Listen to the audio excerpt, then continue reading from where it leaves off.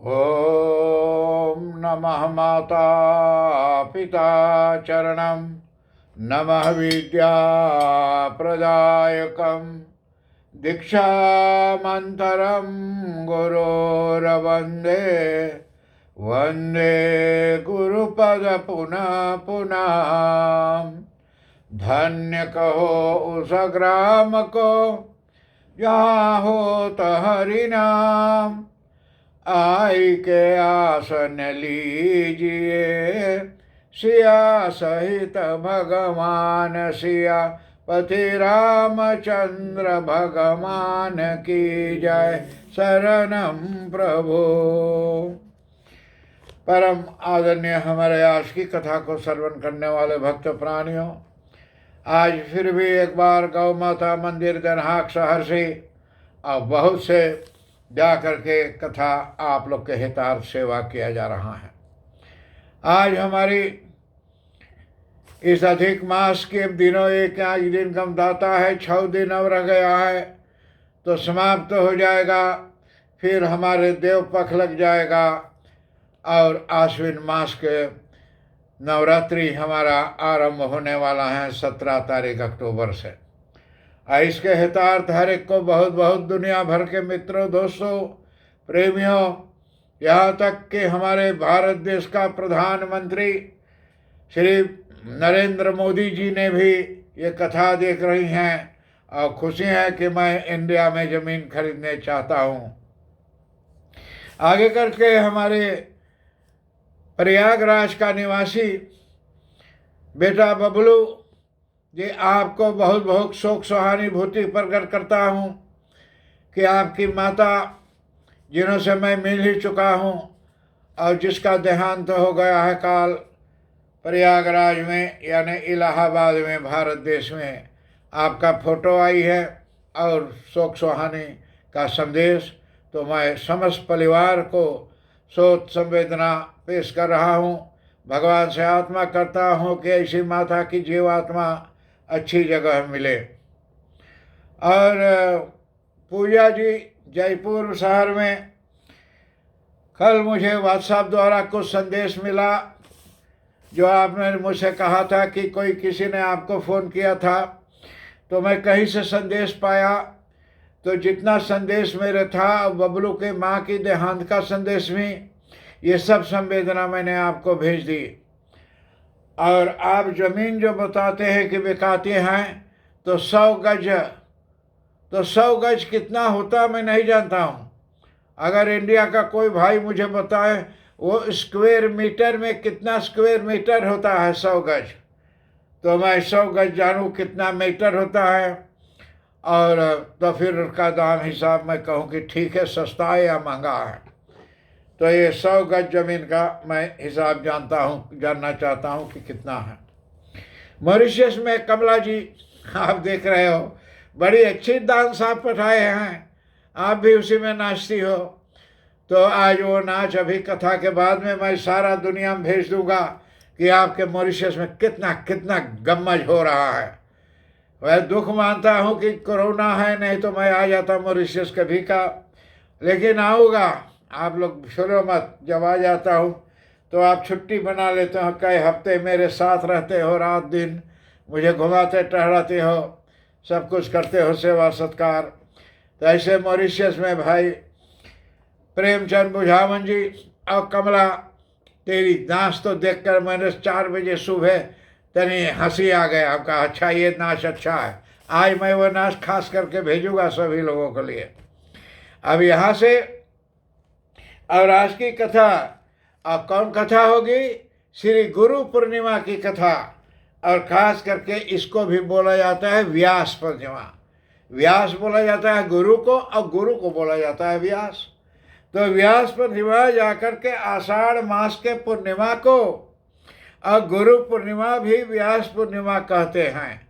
तो यही चीज़ आषाढ़ मास में जा करके व्यास पूजा और जा करके गुरु पूर्णिमा इसको कहते हैं।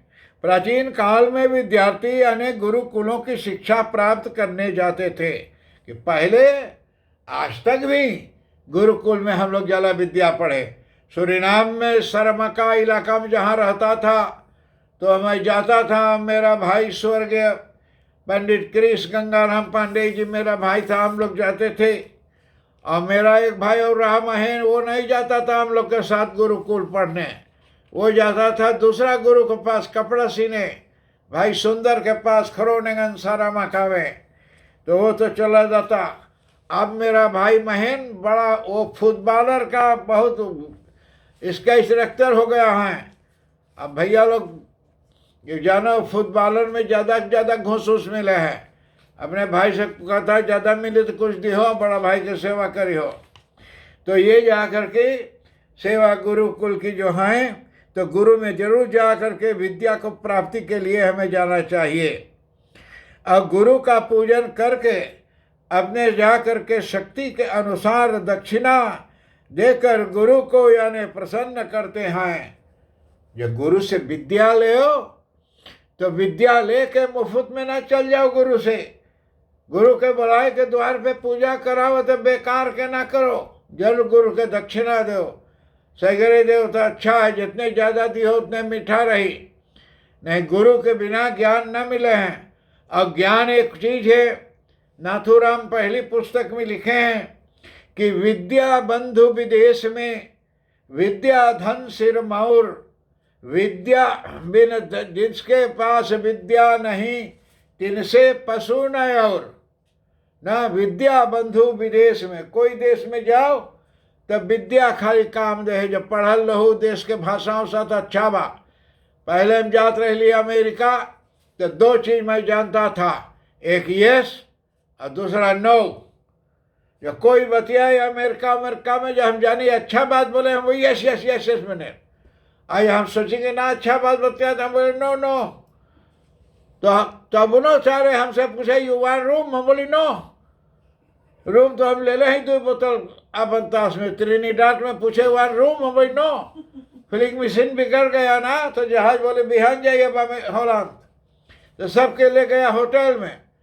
तो संदरई पे अपने सूरीनाम में एयरपोर्ट पे ले लिया दारू 2 बोतल। तब पूछे बोले यू वांट रूम, हम बोली नो। और सबके देवे चाबी, सब जा भीतर। हम बोले वेर में चाबी, तो बोले व्हाट यू वांट, हम बोले कमरा। तो हम क्या नहीं रूम का, बोले हम तो सोचिए रूम बोला दारू के, हम तो 2 बोतल लिया साथ में। फिर पूछा लास्ट पे यू वांट रूम, हम बोली no me no want you. और सारा हमें होटल वाला बहरे निकाल, सब आदमी को होटल कर दिया, हम लोग को बहरे निकाल दिया 2 जने को। ए भैया हुआ टैक्सी एगो ले ली, हम बोली एयरपोर्ट पहुंचा। वो सारे एयरपोर्ट नहीं आने, वो लोग तो दूसर भाषा बोले हैं वहाँ त्रिनिदाद में एयरपोर्ट के। तो बहुत झंझट था। इसी से गुरु विद्या ना रहे तो विद्या पलवार ना है। परदेश में विद्या पलवार है, और जिसमें विद्या नहीं तिनसे पशु न और। जो विद्या ना है तो पशु और ना है वैसे। और इस दिन पूजा निवृत्त होकर के अपने गुरु के पास जाए, दक्षिणा देवे के चाहिए। गुरु के आशीर्वाद ही कल्याणकारी ज्ञानवर्धक हैं। यहाँ हमारे भी यहाँ पूजा पाठी होता है, रोजा ग्रह शांति होती है। आज भी यहाँ ग्रह शांति पर बैठे हुए हैं हमारे जजमान दोनों प्राणी अपने 2 पुत्र के लेकर। और पुत्र 12 साल से कमती नहीं जोड़ा जाता है। नहीं बड़ा होते तब गड़बड़ी आता पूजा में, कारण कि देश में 3 आदमी से ज़्यादा हुक्म नहीं है घर में लेने को। तो इस प्रकार से जा करके गुरु के विद्या पढ़ने से आशीर्वाद मिलता है। गुरु का आशीर्वाद ना मिलल। गुरु कौन है? अपनी माँ है गुरु, अपनी पिता है गुरु, और विद्या पढ़ाने वाला गुरु है। जो कोई ज्ञान को देने वाला होता है वो सब गुरु माना जाता है। और गुरु भगवान के रूप हैं। गुरु ब्रह्मा गुरु विष्णु गुरु देवो महेश्वर, गुरु साक्षात पर ब्रह्म तस्मै श्री गुरुवे नमः। तो गुरु को जा करके ध्यान धरना चाहिए। चारों वेदों का व्याख्याता यानी व्यास ऋषि है।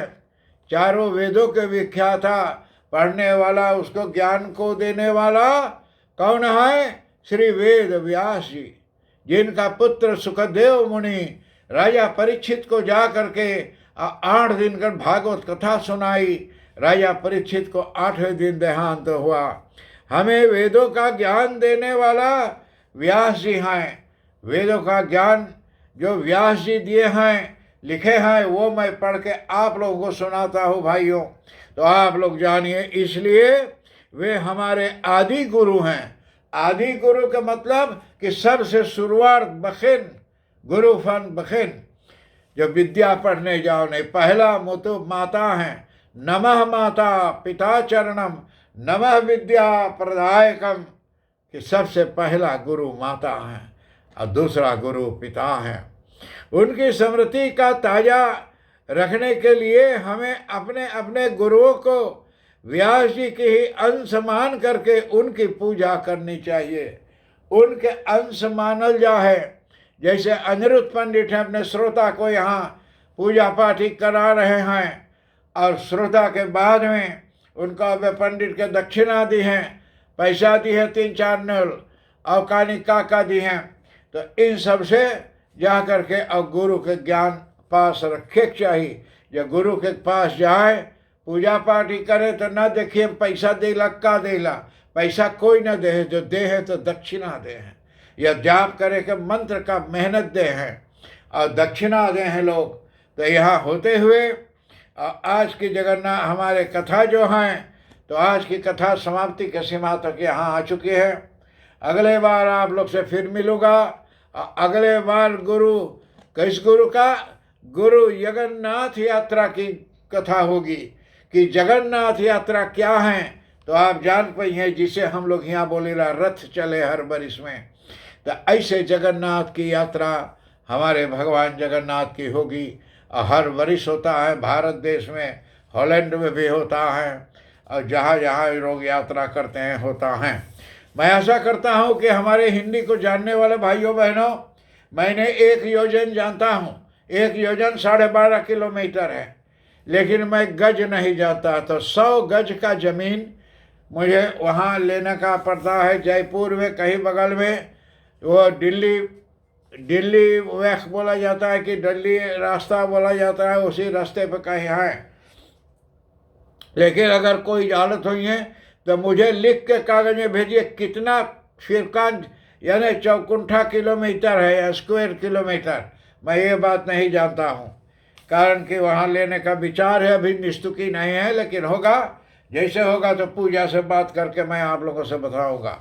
आज के लिए हर एक बड़ों को प्रणाम, छोटों का आशीर्वाद प्राप्त हो। अगले बार जगन्नाथ यात्रा की कथा लेकर आप लोग के पास पहुँचूँगा। ओम शांति शांति शांति, हरि ओम।